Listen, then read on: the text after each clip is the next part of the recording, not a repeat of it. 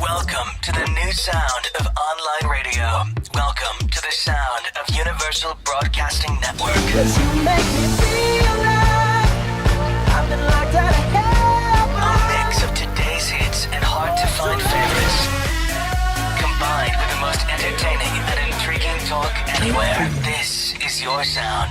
This is the sound of Universal Broadcasting Network at UBNradio.com. Welcome to Foster, and now here's your host, Dr. Anissa McNeil.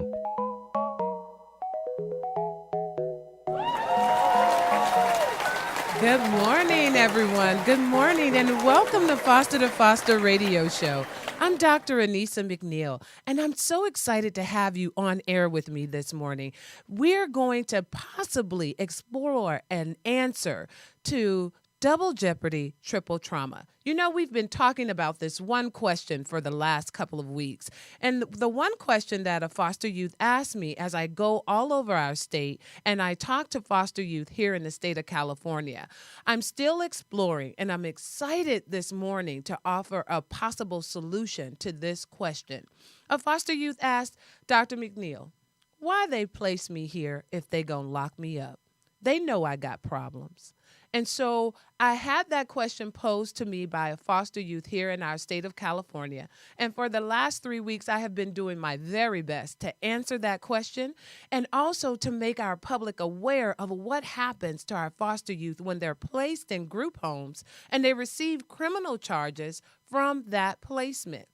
We first started with calling that double jeopardy, triple trauma. How would you feel, America, if you were placed in a group home? That means this is the first time you've ever been without your mom or your dad. And you feel like your life is in jeopardy. You go to a group home and you don't know anyone there. Now you arrive at that group home and they're not prepared for all of the emotions or some of the behaviors that you may have. And so we called that double jeopardy, triple trauma. Then last week, we drilled down a little bit and we said, well, how many foster youth does this happen to? And we looked at the foster care to prison pipeline. And I have to tell you, America, we can do better. We can do better by the most vulnerable children in our society. We can do better. And so you hear the energy in my voice this morning. You see the enthusiasm on my face because I'm so excited to talk to you about a potential solution, something that as I learn more and I get to know more of this fabulous program called Restorative Justice, I think that this can help our foster youth have a more vibrant, lively, sustainable adulthood, even though they experience double jeopardy, triple trauma. I want to frame our conversation a little bit, and I'm going to go deep into some statistics. But before I do that, I'm so pleased to have in the studio with me today someone who works in our city attorney's office. His name is Mr. Jose Egerbide. Good morning, Jose. Good morning, Anissa. It's great to see you again. Yes. Some of the public doesn't know, but I volunteer at the city attorney's office, and I had the pleasure of sitting in a training program with Jose, almost a year ago now.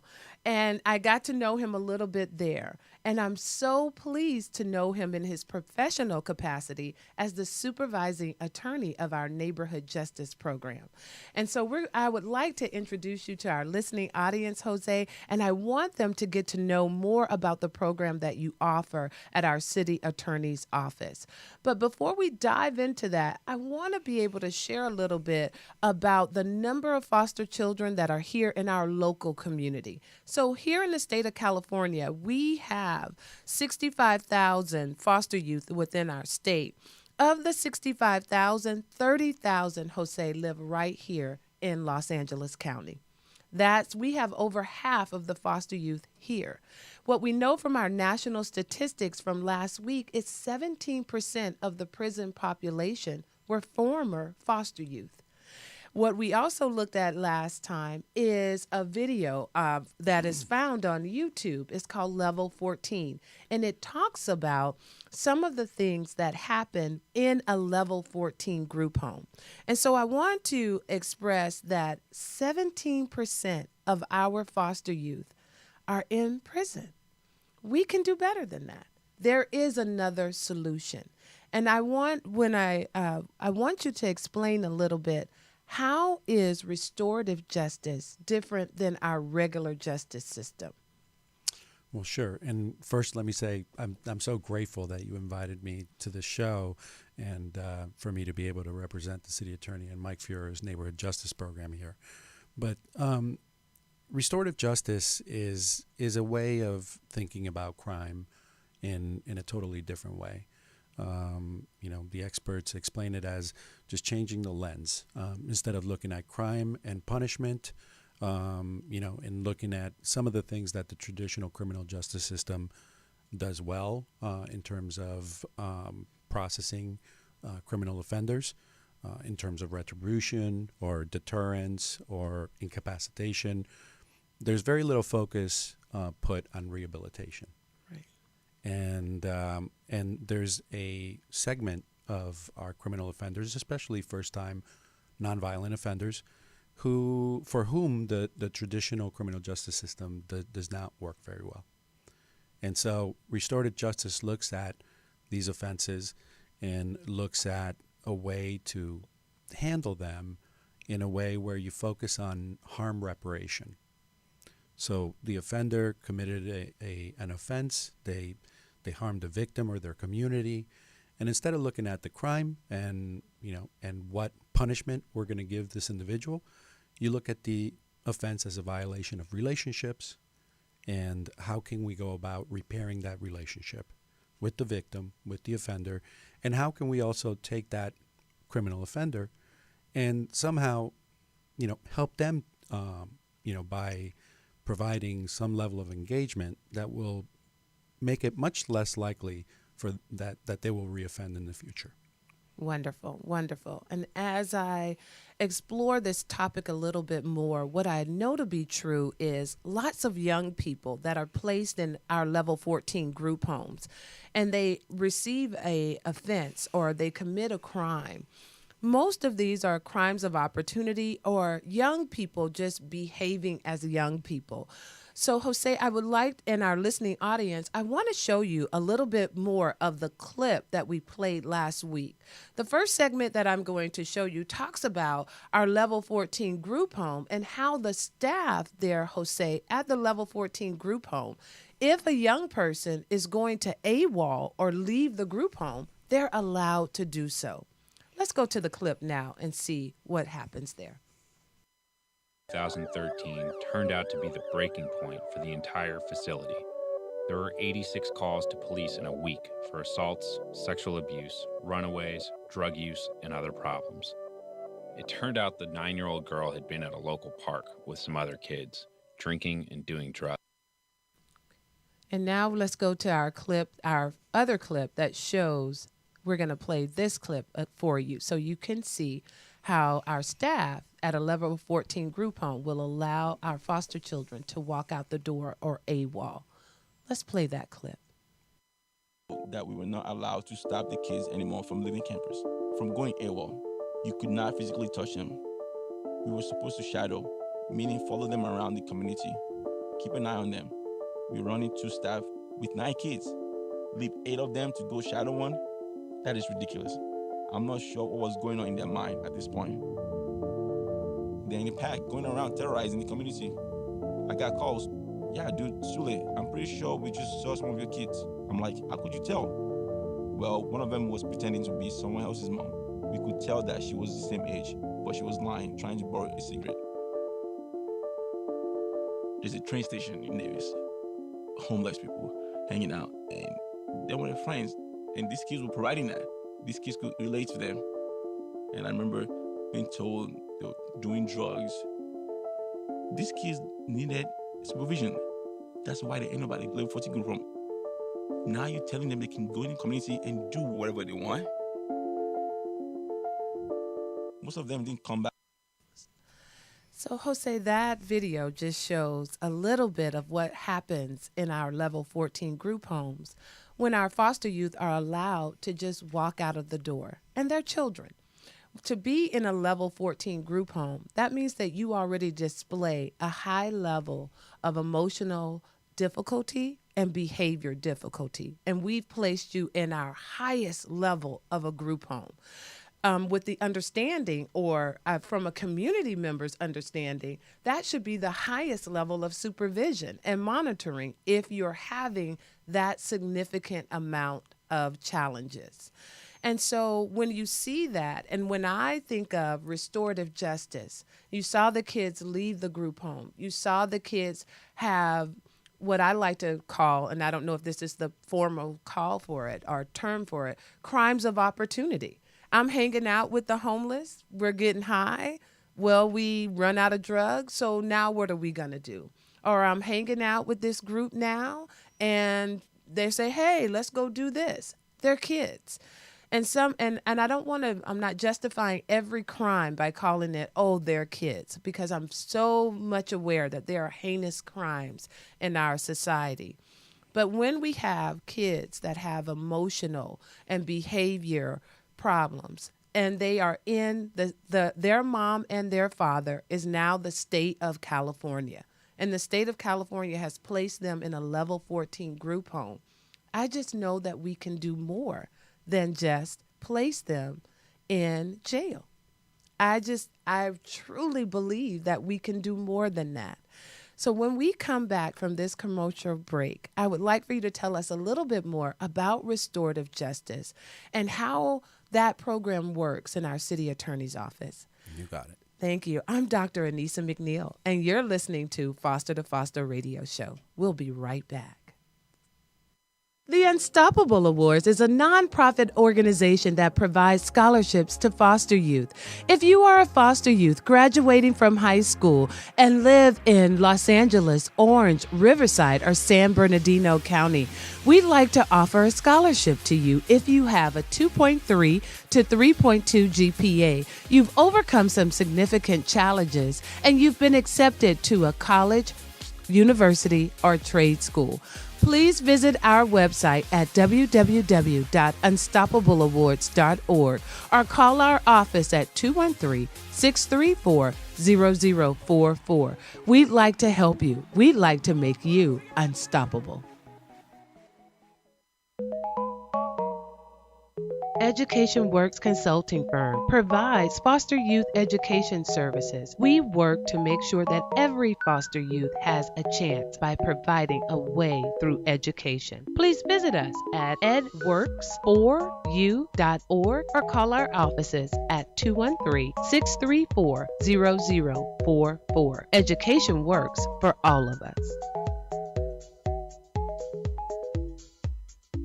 Give the gift that keeps giving, an education, and help us make foster youth unstoppable. Donate today to the Unstoppable Awards at www.unstoppableawards.org and help build our unstoppable education tree. How are we building that tree? With each of your donations. A donation of $10 provides a Christmas candy cane. A donation of $20 provides a Christmas light. A donation of $50 provides a Christmas ornament, and a donation of $100 and above provides a gift under the tree. We all know that education is a gift that keeps giving. So donate today to the Unstoppable Awards at www.unstoppableawards.org and help us build an unstoppable education tree this Christmas season. Help us make foster youth unstoppable. The Hair Garden, where we grow hair from the roots, is a full-service hair salon and supplies located at 40119 Marietta Hot Springs Road, number 103C, Marietta, California. We are open on Mondays through Saturdays from 9 to 6 p.m. Come in and purchase your hair supplies or receive a full hair service, or let us restore your hair.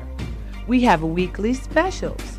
Call The Hair Garden at 951-698-8444 or visit our website at www.hairgardenmarietta.com. That's www.hairgardenmarietta.com. We look forward to seeing you. Happy holidays. Right Way Foundation is a 501c3 nonprofit organization that supports transition-age foster youth throughout the Los Angeles County.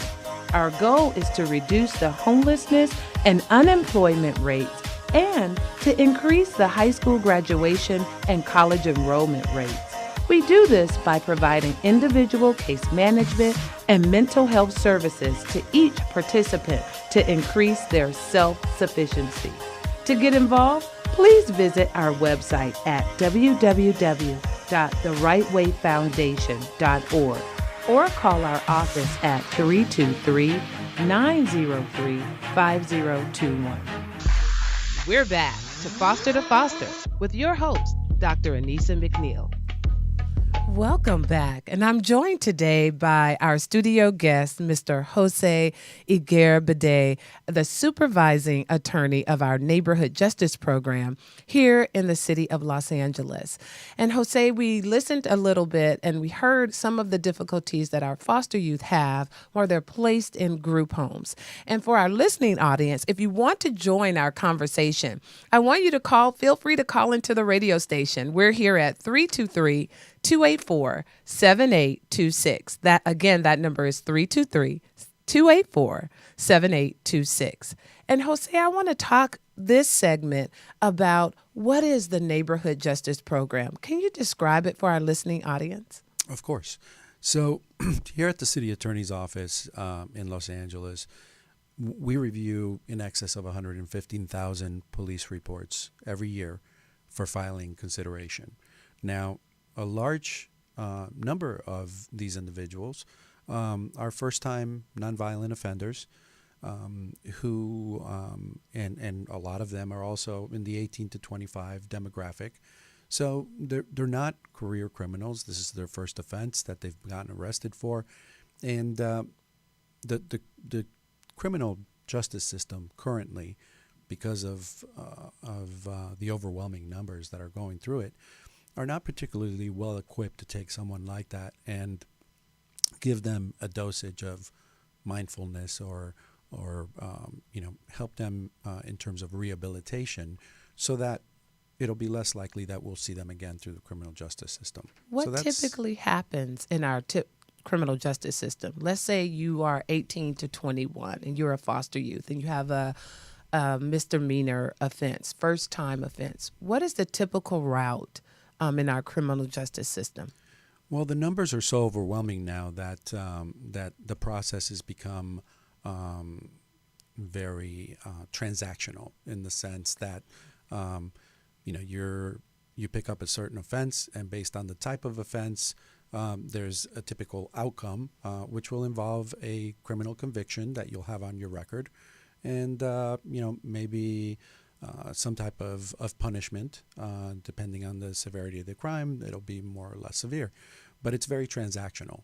Okay. So the difference here is that our program, our Neighborhood Justice Program, has taken all these first-time nonviolent offenders that, if you are an eligible offender, your case, after you've been arrested, will get forwarded to our program.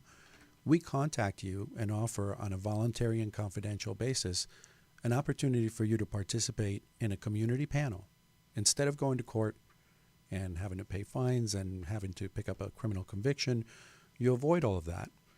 You accept responsibility for what you did, so there's a high degree of accountability for your actions. And you participate in essentially a facilitated discussion with members of the community. So, in essence, what we've done is removed the criminal justice traditional actors, the judge, the prosecutor, the public defender, and we allow the three-legged stool of restorative justice, if you will, the offender, the victim, and the community, to have a very intimate discussion about what happened and how to go about repairing the harm that was caused, and then also looking at not just the victim's needs to make them whole, but also the offender's needs. How do we make them whole going forward? Because as we saw in the clip before, and you mentioned that foster youth identify with the homeless. Well, there's a reason for that. They're both very vulnerable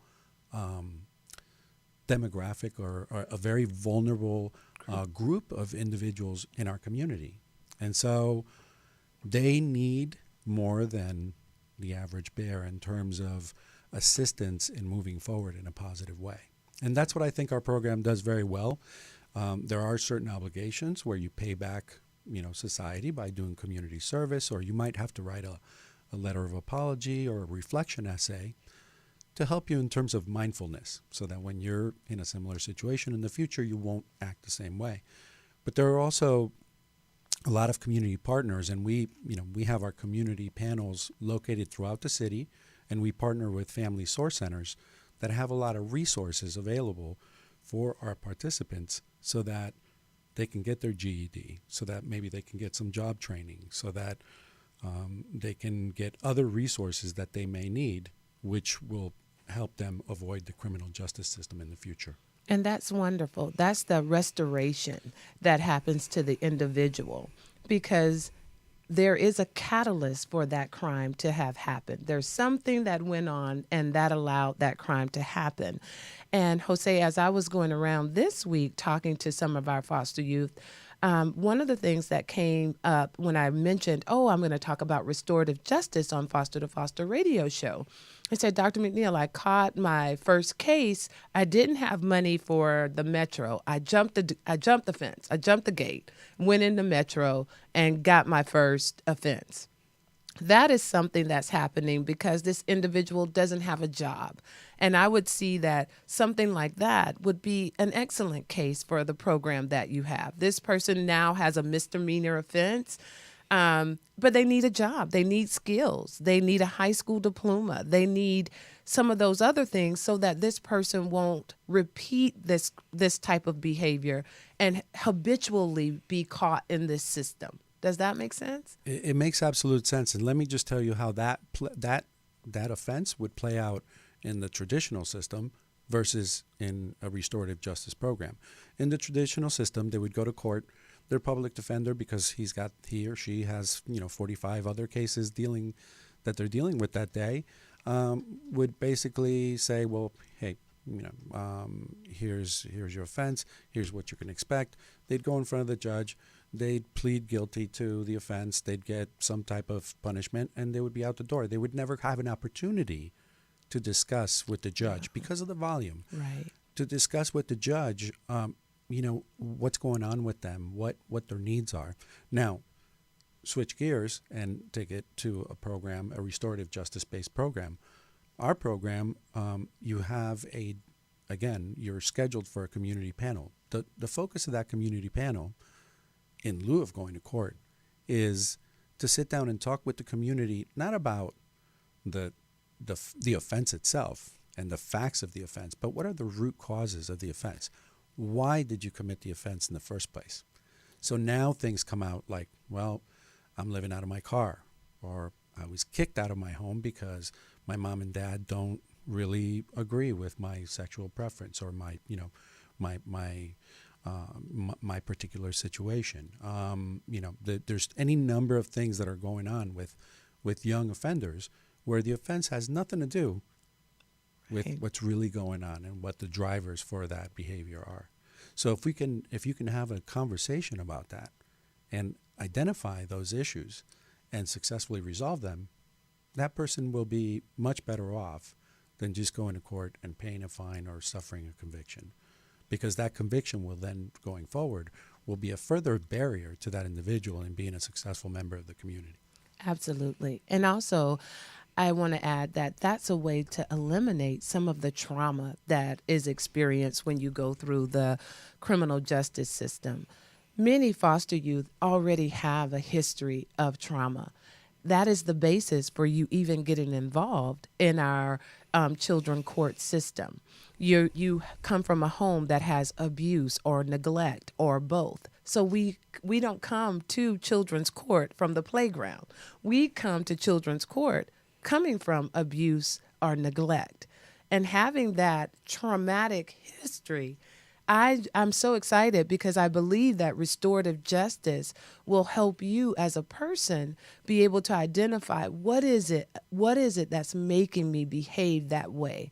What is a solution for me to not behave that way and have a better life versus having something when you do at 18 and then when you have a few gray hairs like me at a good 40 something, you look back at that and you think, what was I doing?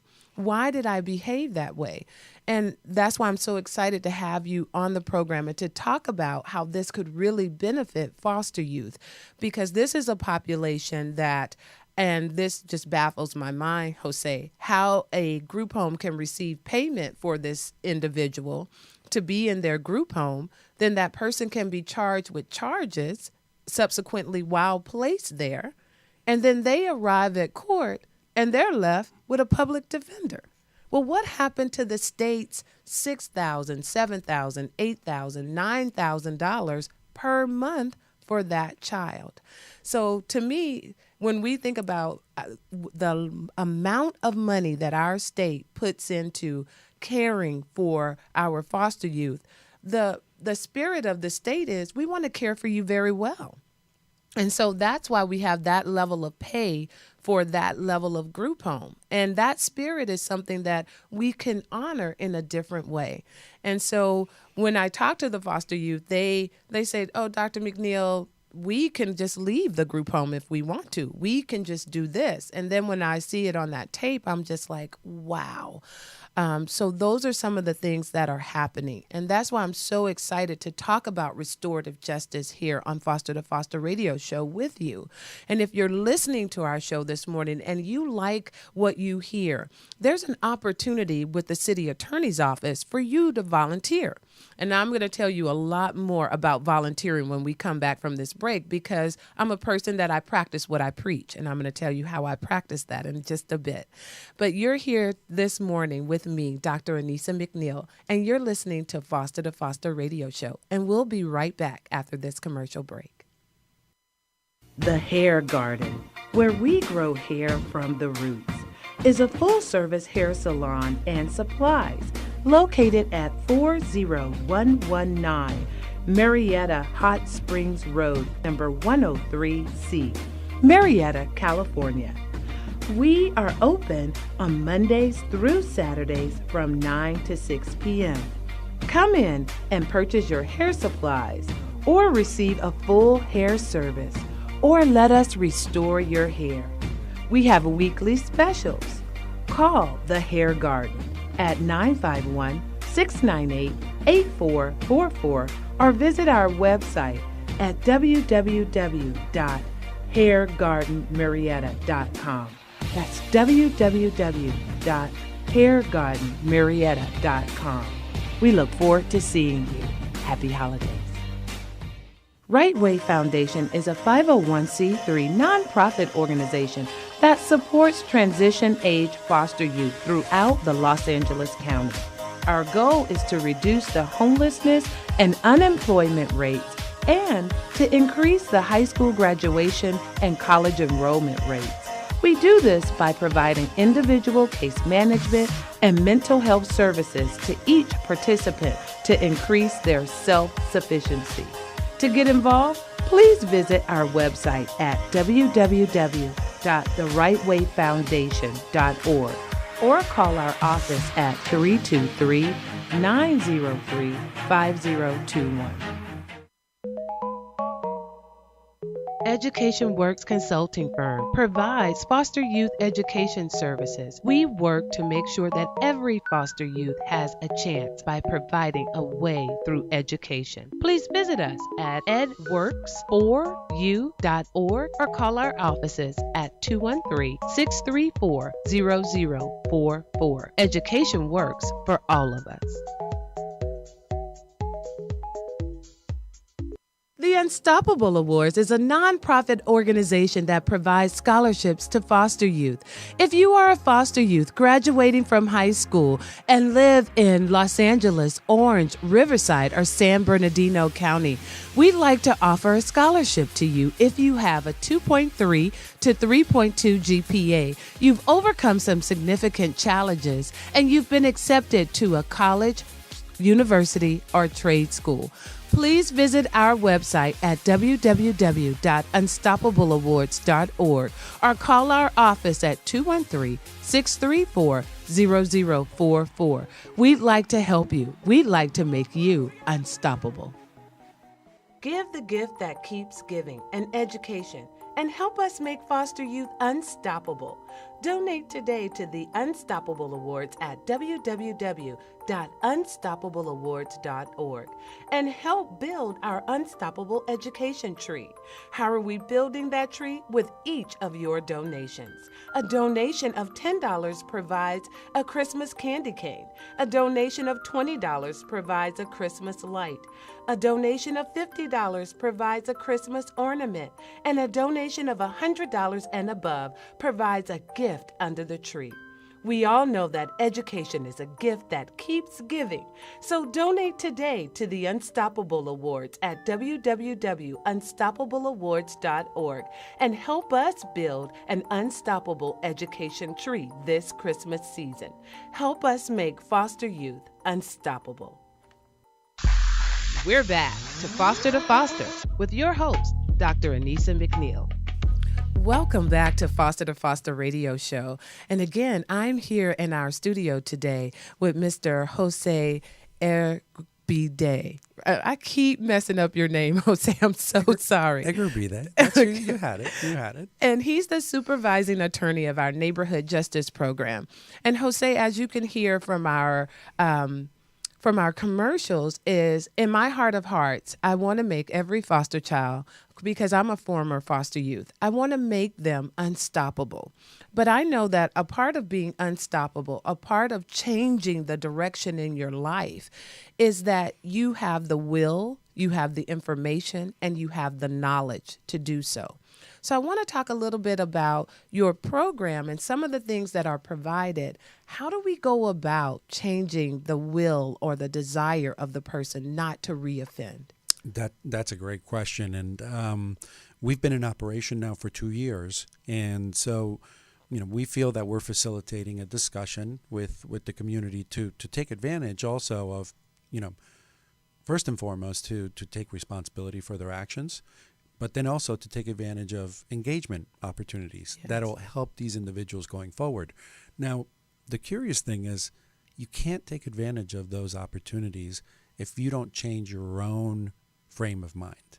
And when we talk about, vulnerable populations, some of them, because of their background, the neighborhoods that they grew up in, their circumstances, they have certain feelings, thoughts, beliefs, that are preventing them from taking advantage of some opportunities out there. So what I'm really excited about, because we always continue to grow and expand the program, is developing cognitive behavioral therapy or some form of mindfulness or something that will help our participants in our program to elevate their consciousness or to their level of consciousness or their change their way of thinking so that they believe worthy, they give themselves permission to succeed.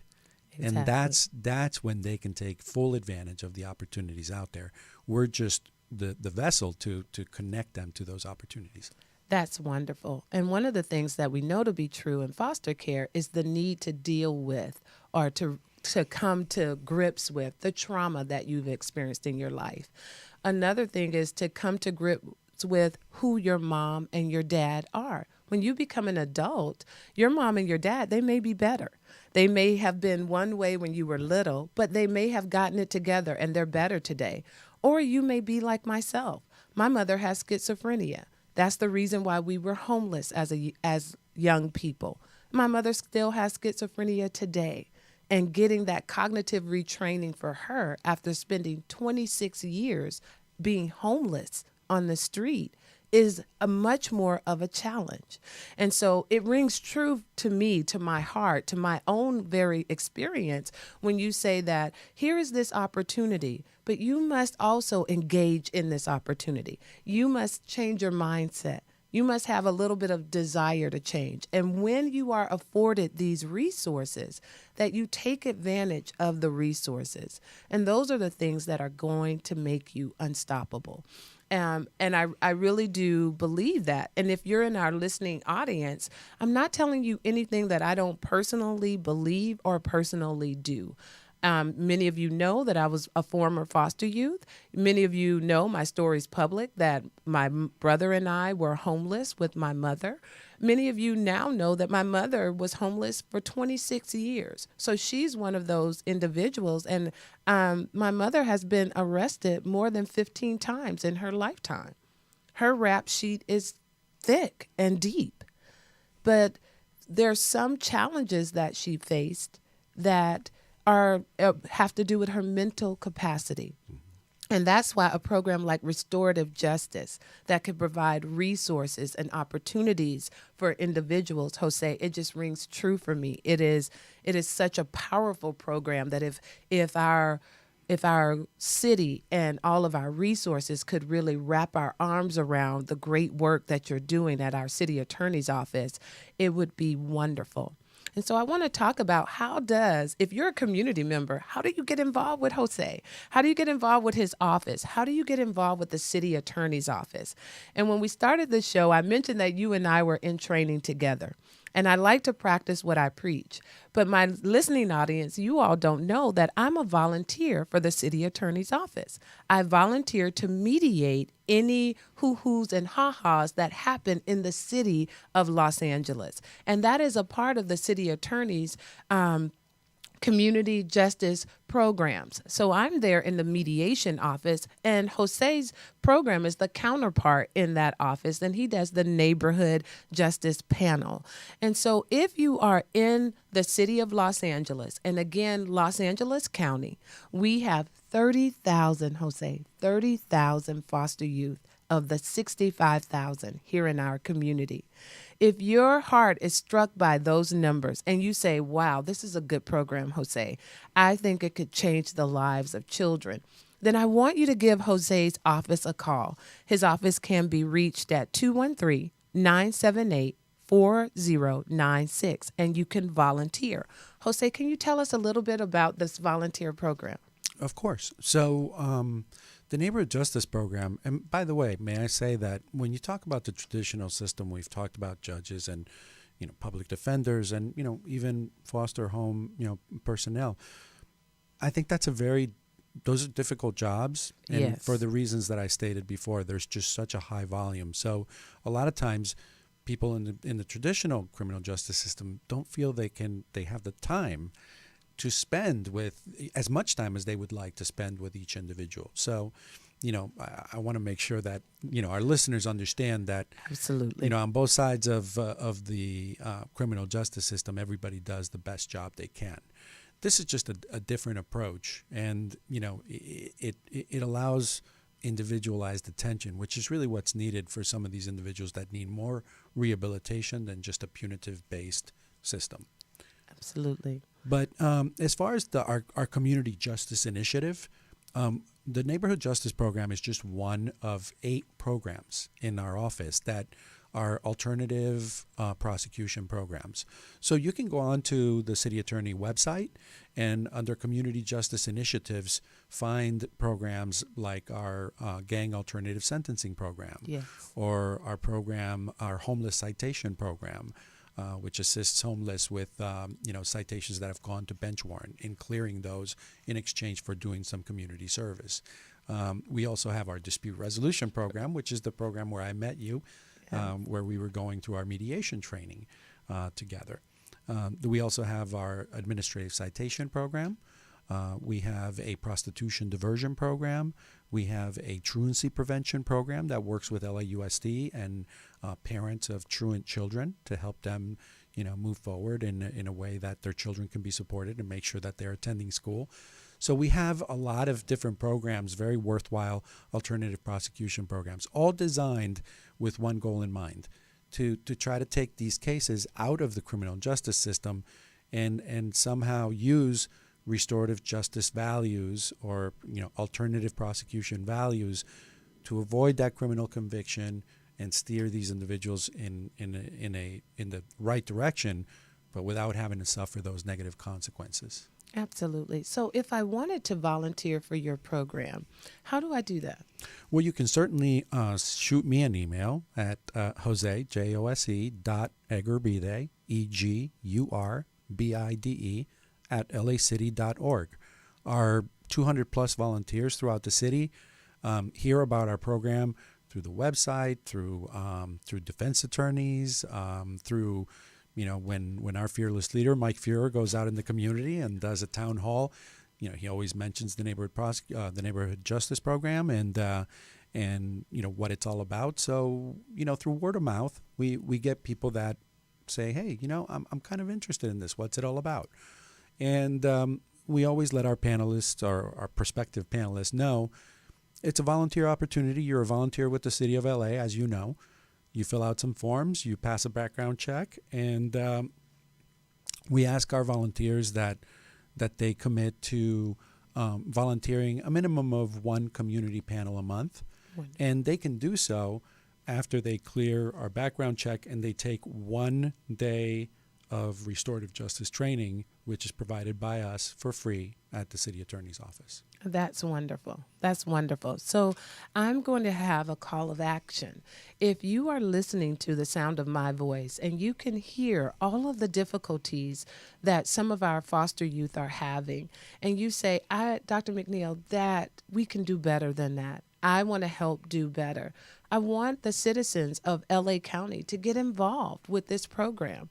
We need every person who is willing to volunteer to join hands with Jose and with every member in his office and help have restorative justice for our community members. This is where we live, LA. This is our city. This is our community. And if each one of us did our part to make our community whole, we would live in the greatest city in the United States. So I want you all to really hear that. And you say, well, Dr. McNeil, I don't have time. Trust me, I know the commitment it takes to volunteer. Many of you know that I volunteer as a CASA, and I have done that for over 20 years. I volunteer with the city attorney's office. Why? Because it is our obligation to make our city, our very own city, where we live, where we love, where we breathe, the very best city that it can be. So I encourage you to please call his office. Please email Jose and get involved in this.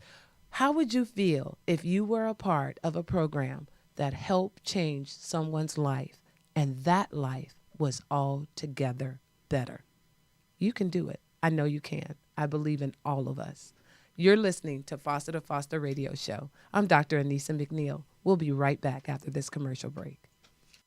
The Hair Garden, where we grow hair from the roots, is a full-service hair salon and supplies located at 40119 Marietta Hot Springs Road, number 103C, Marietta, California. We are open on Mondays through Saturdays from 9 to 6 p.m. Come in and purchase your hair supplies or receive a full hair service or let us restore your hair. We have weekly specials.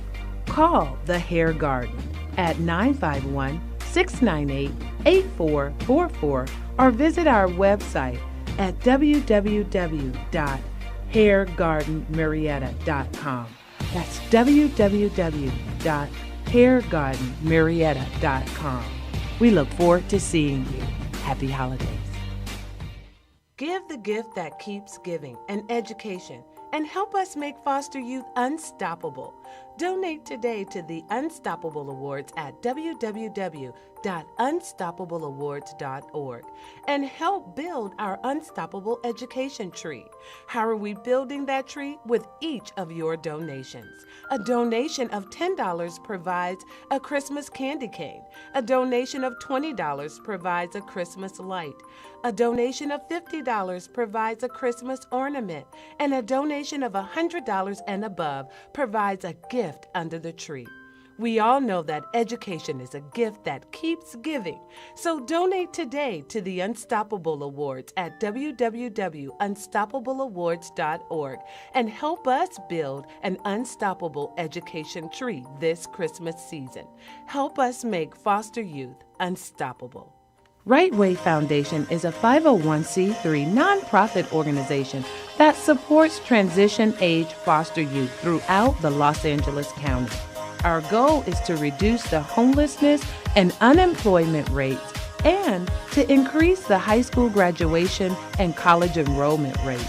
We do this by providing individual case management and mental health services to each participant to increase their self-sufficiency.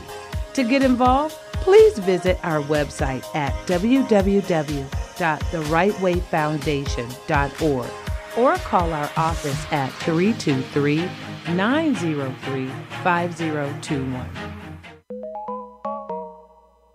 Education Works Consulting Firm provides foster youth education services. We work to make sure that every foster youth has a chance by providing a way through education. Please visit us at edworks4u.org or call our offices at 213-634-0044. Education works for all of us. The Unstoppable Awards is a nonprofit organization that provides scholarships to foster youth. If you are a foster youth graduating from high school and live in Los Angeles, Orange, Riverside, or San Bernardino County, we'd like to offer a scholarship to you if you have a 2.3 to 3.2 GPA, you've overcome some significant challenges, and you've been accepted to a college, university, or trade school. Please visit our website at www.unstoppableawards.org or call our office at 213-634-0044. We'd like to help you. We'd like to make you unstoppable. We're back to Foster with your host, Dr. Anissa McNeil. Welcome back. I'm here in the studio this morning with Jose from our Neighborhood Justice Program at the LA City Attorney's Office. We've spent a lot of time talking about the offender and the benefits of your wonderful program to the offender. Would you tell us a little bit, Jose? Tell us about the community member that's involved in your panel. Sure. As you mentioned, from the victim's perspective or the offender's perspective, being able to talk about what happened in an intimate setting as opposed to just showing up to court and, maybe being treated like a number is of extreme benefit. But the community members also benefit greatly because this program is also about community empowerment. We're empowering community members to get involved in the crimes that affect them or affect their daily lives.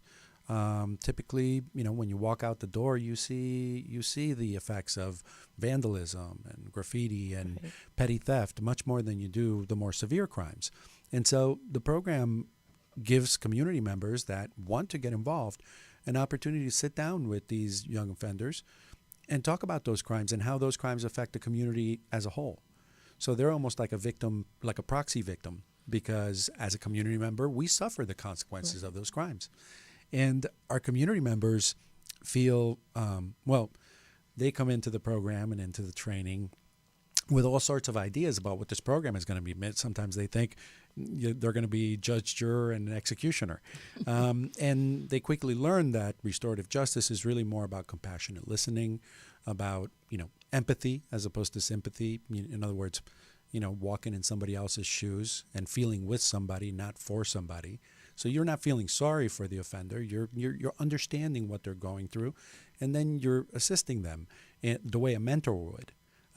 Because a lot of these young men and women that come through the program they've never had a role model or an individual in their life that has shown interest in what's going on with them, much less, has been of assistance to them in moving forward in a positive way. And I can't help but to say how that as a community makes us whole again as a community. Here I am as the offender, and then here's a member of my very own community that took the time out to listen to me.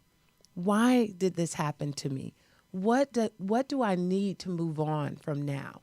That takes the us versus them, the me versus I, that separation that we may feel in our communities, that breaks down those walls of separation.